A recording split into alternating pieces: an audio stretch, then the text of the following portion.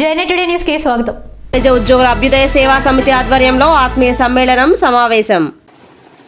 చిత్తూరు జిల్లా తిరుపతి నగరంలో బలిజ అభ్యుదయ సేవా సమితి ఆధ్వర్యంలో బలిజ సమ్మేళనం ఆత్మీయ సమావేశం నిర్వహించడం జరిగిందని, ఈ సమావేశం ముఖ్య ఉద్దేశం ప్రభుత్వ ప్రైవేటు రంగాల్లో ఉన్నటువంటి బలిజ సంఘం ఉద్యోగులు ఒకరినొకరు సహాయం చేసుకోవడమే అని వివరించారు.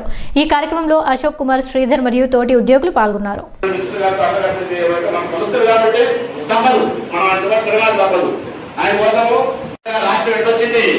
రాష్ట్ర ప్రభుత్వ ఉద్యోగులందరూ కూడా సమ్మె చేసినారు, అన్ని రకరకాల యాక్టివిటీస్ అన్ని చేశారు. కానీ అంటే వాళ్ళే నడిపించారు, ఉద్యోగం మొత్తం నడిపించింది ఉద్యోగులు.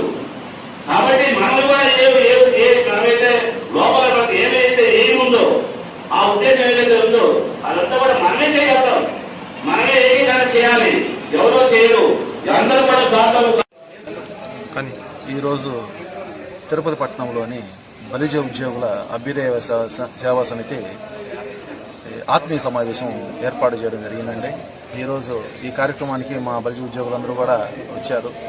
ఈ బలిజ ఉద్యోగుల అభ్యుదయ సేవా సమితి ముఖ్య ఉద్దేశం బలిజ ఉద్యోగుల పరస్పర సహకారం. అంటే వివిధ ప్రభుత్వ రంగ శాఖల్లో కానీ ప్రైవేట్ రంగంలో కానీ ఉన్న ప్రొఫెషనల్స్ కానీ డాక్టర్లు కానీ లాయర్లు కానీ వీళ్ళందరూ కూడా ఒక సమావేశం ఏర్పాటు చేయడం జరిగింది.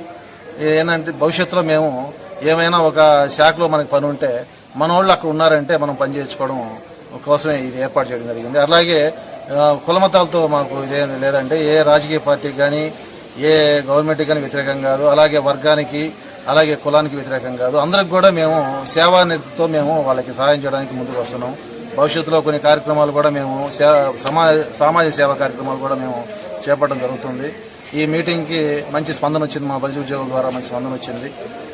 భవిష్యత్తులో ఇంకా మంచి పనులు మంచి కార్యక్రమాలు చేసి ఇటు ప్రభుత్వానికి కూడా ఏ ప్రభుత్వానికి కూడా మేము సహకరిస్తామని మనస్ఫూర్తిగా కోరుకుంటూ సెలవు తీసుకుంటాం. నా పేరు అశోక్ కుమార్ అండి. నేను విద్యుత్ శాఖలో జేఓగా పనిచేస్తున్నాను. Thank you.